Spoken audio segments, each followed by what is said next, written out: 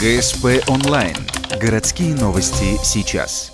Суббота, 16:00. Городской дворец культуры. Бенефис заслуженного работника Республики Коми Сергея Гуменюка. Смокинг и бабочка, либо борода и посох. В Ухте юбиляр больше известен как бессменный ведущий мероприятий. Дети же узнают в нем Деда Мороза. А для журналистов он местный Ричард Гир. Сегодня на смену этим амплуа романтик в свободной рубахе на выпуск. В новом образе перед ухтинским зрителем Сергей мечтал предстать давно. И вот задуманное осуществилось. Я благодарен прежде всего всем работникам городского дворца, всем сотрудникам, творческому составу, всем коллегам своим.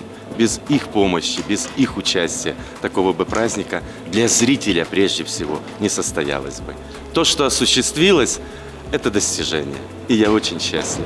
Артистом хотел стать с детства. По признанию юбиляра, на сцене он с 11 лет. Поэтому чувствует себя здесь, как рыба в воде. Бенефис посвящен 35-летию творческой деятельности и круглой дате рождения. 26 декабря Сергей отметил 60-летие. «По волнам моей памяти» – так называется мероприятие. И не случайно. Со сцены именинника поздравляют друзья, имена которых не одно десятилетие регулярно звучали из его уст. Солистка Государственного театра оперы и балета Коми Альфия Каратаева сегодня дарит романтику романсы.